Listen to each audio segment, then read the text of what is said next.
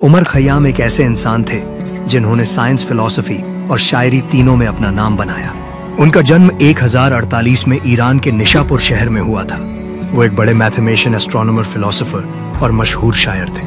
लोग उन्हें उनकी छोटी कविताओं के लिए जानते हैं, जिन्हें रुबाइयां कहते हैं। इन कविताओं में उन्होंने जिंदगी, वक्त और मौत जैसी बातों को बहुत ही आसान और गहरे तरीके से बताया। लेकिन उमर खयाम का सबसे बड़ा काम विज्ञान और गणित में था। उन्होंने एक नया कैलेंडर बनाया जिसे जलाली कैलेंडर कहते हैं। ये कैलेंडर इतना सही था कि आज भी कुछ जगहों पर इसका इस्तेमाल होता है। उन्होंने गणित में भी नए तरीके बताए, खासकर ऐसे सवालों को हल करने के लिए जिन्हें क्यूबिक इक्वेशंस कहा जाता है। यूरोप के लोग बहुत सालों बाद जाकर इसे समझ पाए। आज जब हम समय को सही ढंग से इस्तेमाल करने, कंप्यूटर चलाने या अंतरिक्ष की बातें करते हैं, तो कहीं न कहीं उमर खयाम के विचार हमें मदद करते हैं। उनकी कविताएं हमें सोचने पर मजबूर करती हैं कि हम अपनी जिंदगी को कैसे बेहतर बना सकते हैं। उमर खयाम वो इंसान थे जो दिमाग और दिल दोनों की बात करते थे। आज भी उनकी किताबें पढ़ी जाती हैं और उनका नाम दुनिया के समझदार और बड़े लोगों में लिया जाता है। चलिए अभी हम शुरू कर रहे हैं एक नए साइंसदान के बारे में, और वो है उमर खयाम।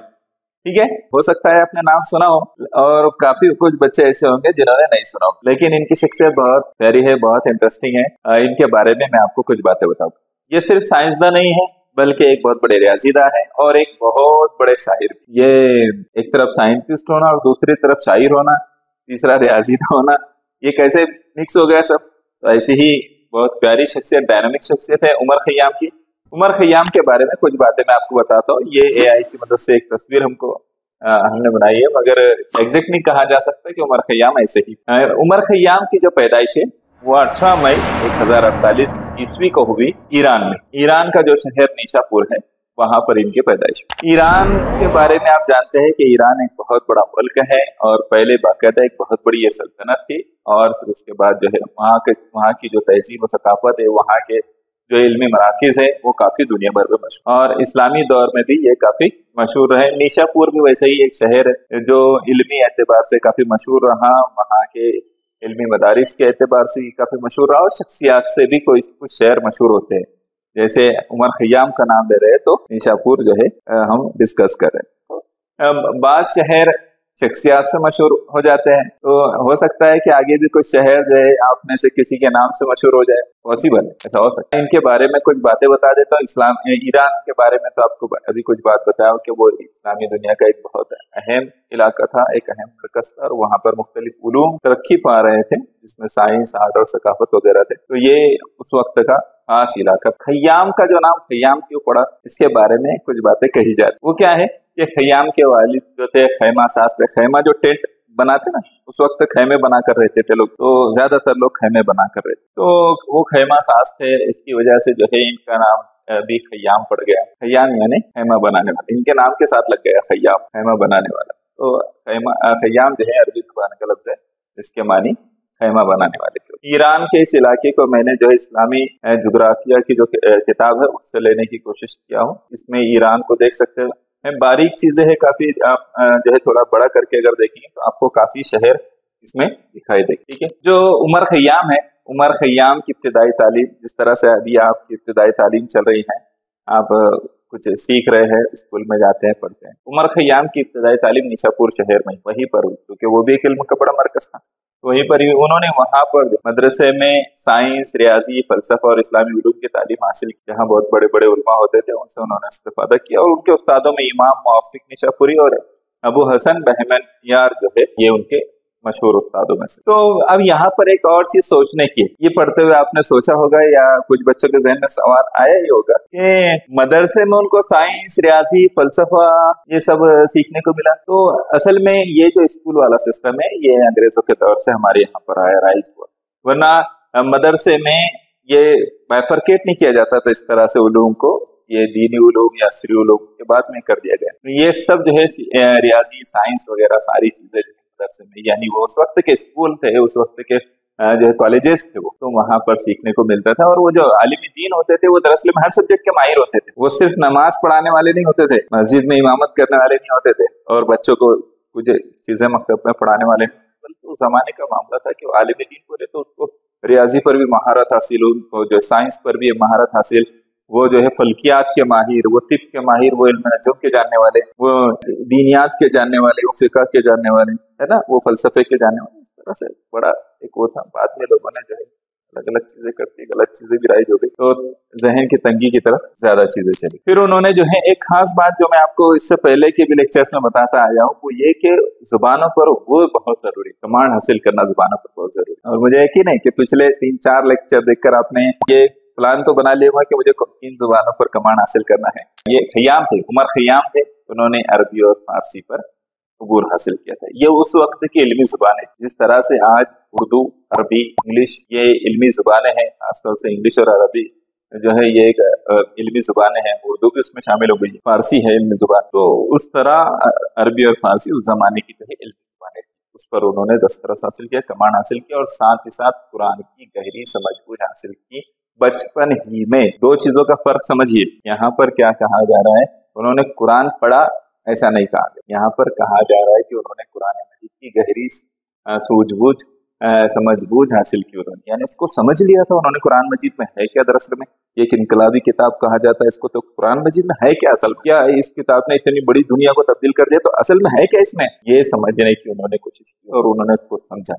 और जो उसको समझ लेता है वो तब्दीलियां लाता है, वो खुद तब्दील हो जाता है, वो बदलने के काबिल हो जाता है। उन्होंने कुरान को बचपन ही में समझ लिया। ये एक बहुत अच्छी आदत है, अगर हो सके तो आप भी इस तरह से। इब्तिदाई तालीम के बाद उन्होंने जो है अपने सफर को जारी रखा और वो समरकंद चले गए। समरकंद के बाद वो बल्ख और फिर बुखारा, तरह से उन्होंने इन शहरों में जाकर अपनी तालीम को जारी रखा। वहां पर भी जाकर उन्होंने, चूंकि ये वो शहर थे जो इल्मी मराकिज बने हुए थे, बड़े बड़े मरकज थे इल्म के, ये वहां पर साइंस और आर्ट और दीगर जो है उलूम जो है समाजी उलूम जो है तरक्की पा रहे थे। बहुत जो है उलूम के तरक्की का वो दौर था, है ना। नई नई तहकीकात वहां पर हो रही थी, बड़े बड़े उलमाए-दीन वहां मौजूद थे, है ना, बड़े बड़े मुहक्किक, बड़े बड़े साइंसदान वहां पर मौजूद थे, फलसफे मौजूद थे, तो ये सब चीजें वहां पर सीखी है। तो उन्होंने वहाँ मुस्लिम कानून को सीखा और तिब में महारत हासिल की, मेडिकल फील्ड में उन्होंने महारत हासिल की और हकीम की सनद उनको मिल गई। जिस तरह से आज डॉक्टर की सनद मिलती है, MBBS, MD, BMS, BMS वगैरह वगैरह, तो उस तरह से उन्होंने उस जमाने में तिब की सनद हासिल की, वो हकीम बन गए। उनकी तालीम में रियाजी, फल्कियात, फलसफा और तिब शामिल थे, और वो इब्न सीना के फलसफे से मुतासिर भी थे, यानी इब्न सीना को ज्यादा उन्होंने पढ़ा और उससे वो मुतासिर भी। उन्होंने बहुत अलग अलग किस्म के मज़ामीन पढ़े, सिर्फ एक ही मजमून पर, एक ही इल्म पर उन्होंने जो है इक्तफा नहीं कर लिया, बल्कि कई सारे मज़ामीन उन्होंने पढ़े। उमर खयाम जिस दौर में पैदा हुए वो दौर भी एक अफरा तफरी का दौर है। कैसे अफरा तफरी का दौर है, तो उस जमाने में जो है अहद अब्बासी जो था, यानी अब्बासी खिलाफत जो है वो तकरीबन जो है कमजोर हो गई थी, अब वो खत्म होने के दर पर। आप अगर इस पीरियड को देखेंगे 750 ईस्वी से 1058 ईस्वी तक जो है अहद अब्बासी रहा, और उमर खयाम की जो पैदाइश है वो 1038 की है गालिबा। 1000, यहाँ देखिए उमर खयाम की पैदाइश, मैं पीछे लेता हूँ, सॉरी 1048 की है। तो उमर खयाम की पैदाइश जो है उससे जस्ट 10 साल पहले हुई, है ना, सिर्फ 10 साल पहले हुई, यानी 1058 में ये अब्बासी हुकूमत खत्म हो गई। जाहिर सी बात है, एक खिलाफत खत्म होती है, एक हुकूमत खत्म होती है, दूसरी हुकूमत जब आती है पूरा निज़ाम बदलता है, काफी अफरा तफरी होती है, हंगामा आ रही है। तो ये वो दौर था जब उमर खयाम की जो पैदाइश हुई उसमें अब्बासी खिलाफत का शराजा बिखर गया, यानी वो टुकड़े टुकड़ों में बढ़ गई, कई अलग अलग जो है हुकूमतें बन गई। असल में एक सवाल आपके जहन में भी आना चाहिए, और जब भी हम कुछ पढ़ते हैं तो सवाल तो आना चाहिए, ये हुकूमतें क्यों खत्म होती है ना। इससे पहले हमने देखे कि जो अमवी हुकूमत है वो क्यों खत्म हुई, वो खत्म हो गई, तो हमने उस पर क्यों वाला क्वेश्चन नहीं किया था उस वक्त में, लेकिन सवाल आपके जहन में आना चाहिए कि एक हुकूमत क्यों खत्म होती है, दूसरी हुकूमत उसकी जगह क्यों ले लेती है। तो ये मालूम होना चाहिए कि जो बुराइयां जब समाज में, माशरे में या किसी भी हुकूमत के अहलकारों में, उसके हुकूमत चलाने वालों में जब बुराइयां जब बढ़ जाती है ना, तो वो उसको, उस हुकूमत को कमजोर बना देता है। अगर किसी फर्द में बुराइयां है तो फर्द कमजोर हो जाता है, इंसान कमजोर हो जाता है, और इंसान एक एक करके पूरा माशरा बनता है।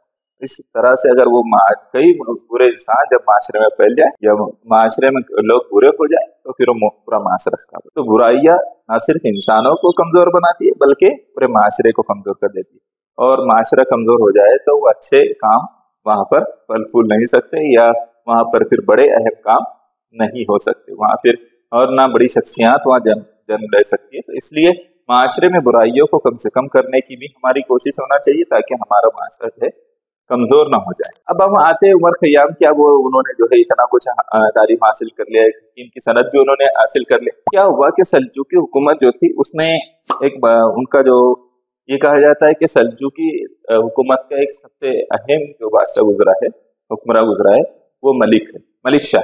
तो मलिक शाह का दौर था, मलिक शाह अहले इल्म की कद्र करता था। मलिक शाह के दौर में जो है जब मलिक शाह का बेटा संजर, उसको चेचक की बीमारी का मर्ज हो गया, तो उस वक्त के हकीम उसका इलाज करते हुए उसका मुकम्मल तौर पर इलाज नहीं कर पाए। तो ये हुआ कि इन साहब को जो है वहां बुलाया गया, ये वहां पर गए, लेकिन इनके जरिए से इलाज हुआ नहीं हुआ इसके बारे में कोई बात मुझे हतमी तौर पर नहीं मालूम है कि वहां गए। फिर इन्होंने अपनी दिलचस्पी वहां जाहिर की कि मैं रियाजी और फल्कियात में बहुत दिलचस्पी रखता हूँ।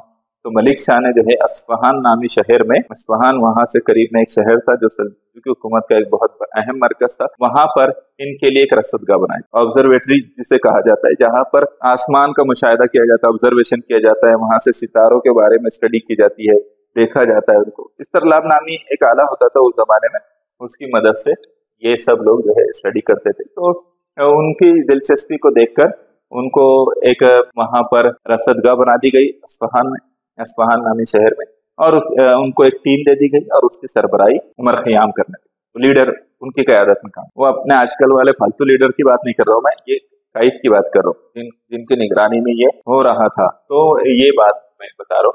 तो उन्होंने फिर क्या काम अंजाम दिया, जब उनको उस रसदगाह का, ऑब्जर्वेटरी का जो है उनको सरबराह बना दिया गया और उनके साथ एक टीम दे दी गई ताकि वो बड़े और अहम काम करे। तो उन्होंने कौन कौन से काम किए, चलिए मैं आपको बता दूं। सबसे पहले उन्होंने एक जलाली कैलेंडर बनाया। आप बोलेंगे जलाली कैलेंडर, बोले तो गुस्सा से आता हूँ उसको, एकदम जलाल वाला कैलेंडर। नहीं, ऐसा नहीं है, बल्कि उसका नाम जलाली इसलिए रखा गया था कि मलिक शाह का जो कुनियत या लक़ब था जलालुद्दीन, उसकी बिना पर जो है इस कैलेंडर का नाम तजवीज़ किया गया जलाली कैलेंडर। ठीक है, तो इन्होंने एक कैलेंडर बनाया, और कैलेंडर बनाना ये कोई छोटी मोटी बात नहीं है। वरना जो लोग देख रहे वीडियो, अगर कुछ टीचर होंगे तो उनको इस बात का अच्छे से अंदाजा होगा कि एक 3-4 क्लास जो है का टाइम टेबल बनाने में कितना नाक में दबाता है। तो ये कैलेंडर बनाने की बात थी। तो एक पूरा कैलेंडर बनाना बहुत बहुत मुश्किल और बहुत बड़ा काम।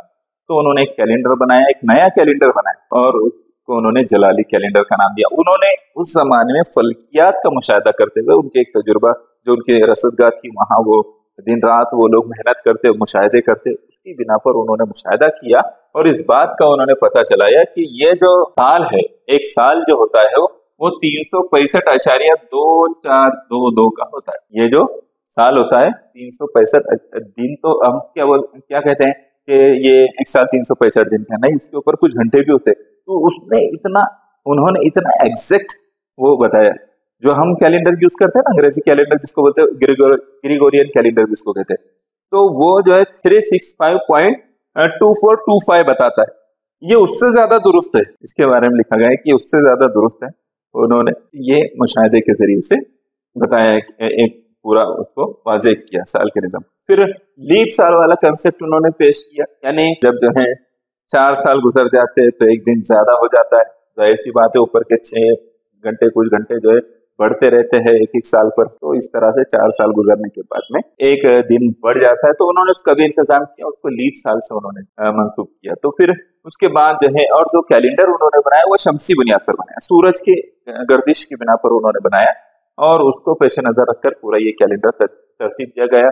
इनके कैलेंडर में जो महीनों की तरतीब है वो हमारे कैलेंडर की तरह नहीं है। जो कैलेंडर ग्रिगोरियन कैलेंडर जिसको अंग्रेजी कैलेंडर बोल के हम यूज करते हैं, जनवरी फरवरी वाला, तो वहां से नहीं है, बल्कि इनके कैलेंडर में महीनों की तरतीब अलग है। ना हमारे कमरी कैलेंडर मुहर्रम सफर रबीउल अव्वल वाले महीनों के हिसाब से, बल्कि इसकी तरतीब मार्च में से शुरू होती है। जो उनके महीनों के नाम पूरे मुख्तलिफ है। मार्च तो मैं बोल रहा हूँ अपने समझने के लिए, वो बाहर की आमद से जो है अपने कैलेंडर की शुरुआत करते हैं, और इस तरह वो जो है नहीं पूरे, वो उनका कैलेंडर भी जाहिर सी बात है पूरे 12 महीनों का है, तो उसमें जो है उनकी तरतीब बाहर से शुरू।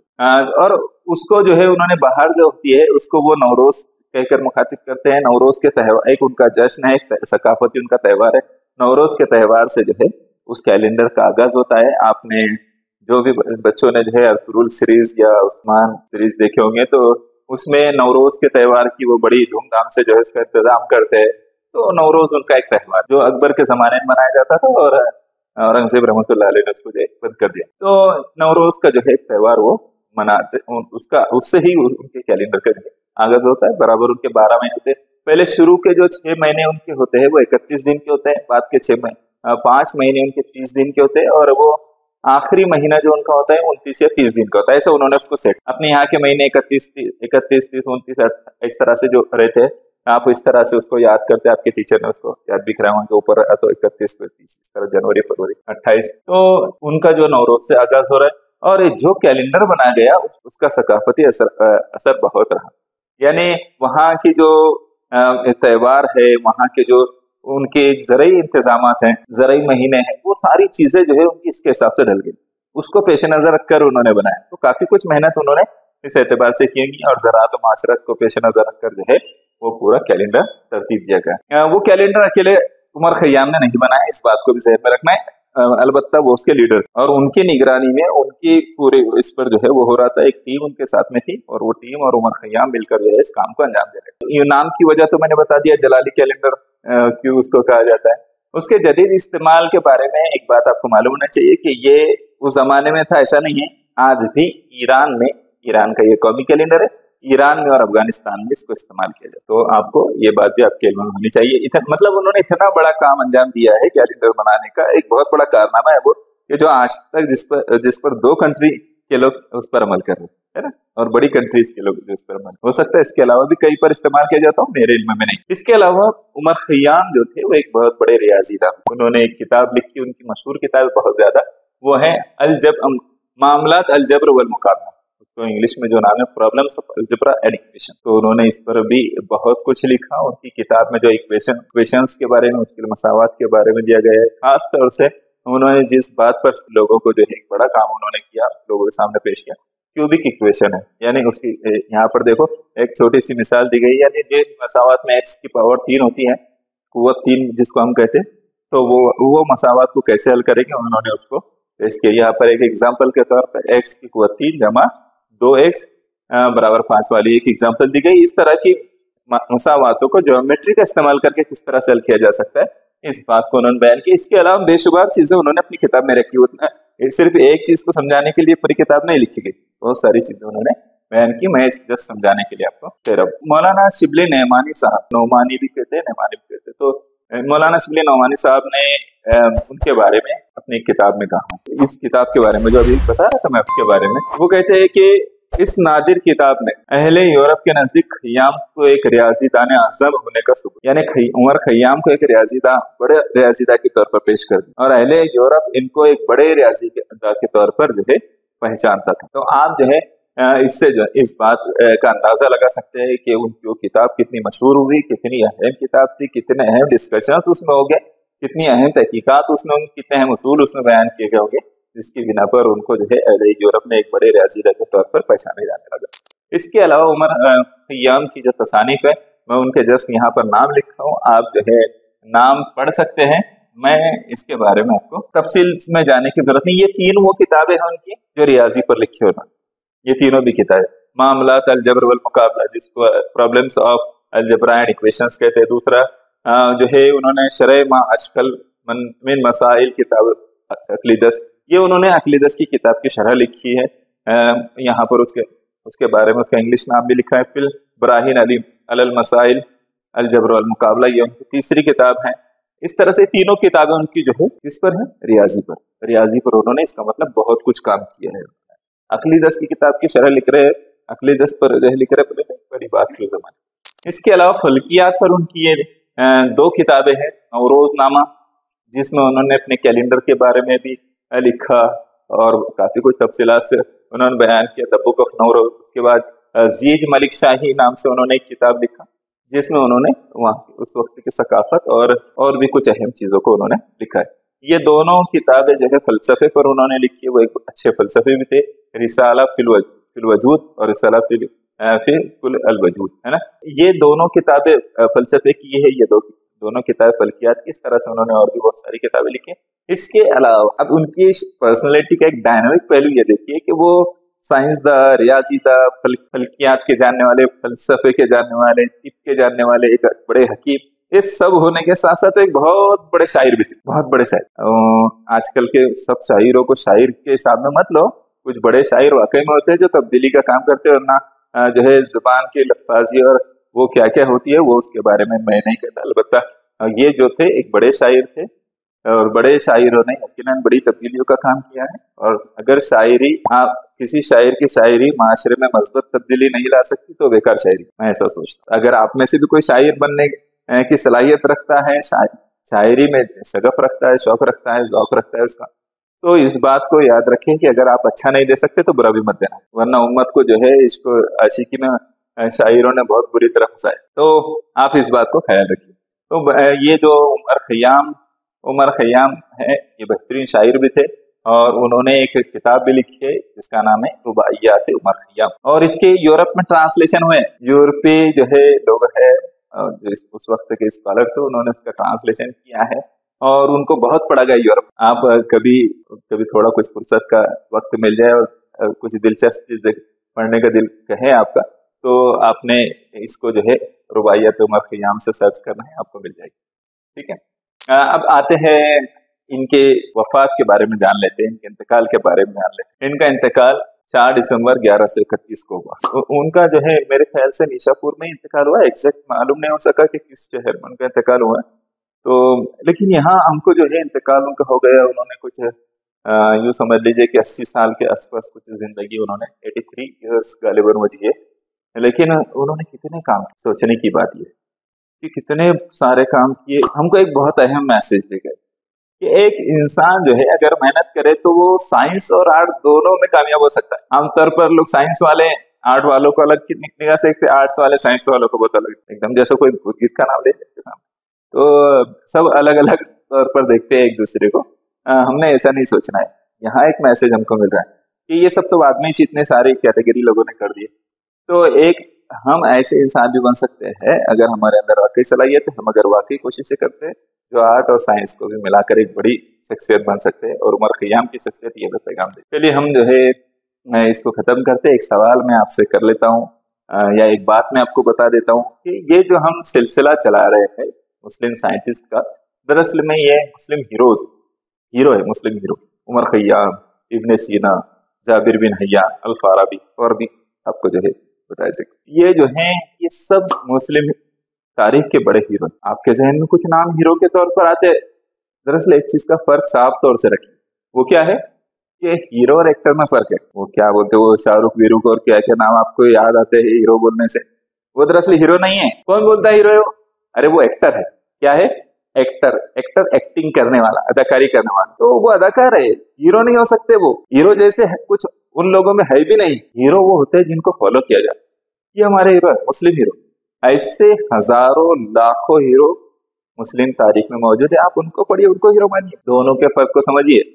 अभी मैंने अल्लामा शिबली नोमानी का नाम दिया, वो बहुत बड़े हीरो है हमारी तारीख के, इस मुल्क के हीरो है, वो इस मुल्क की मिल्लत के हीरो। तो हमारे हीरो की सही शनाख्त कीजिए, आइडेंटिफाई कीजिए, हीरो और एक्टर के फर्क को समझो, फालतू चक्करगिरी में नहीं जानेगा, समझे? तो हमारी अपनी तारीख है और बहुत बेशुमार हीरो है हमारे पास, उनको फॉलो कीजिए, उनको पढ़िए, उनकी अच्छी बातों को अपनाइए। जाहिर सी बात है एक आध दो चीजें कमजोर भी हो सकती है, लेकिन उनकी अच्छी बातों को अपनाइए और फिर आगे बढ़िए। इंशाल्लाह मुस्तकबिल में फिर हमको कोई हीरो आप में से मिलेगा इंशाल्लाह ताला। जज़ाकल्लाह खैर।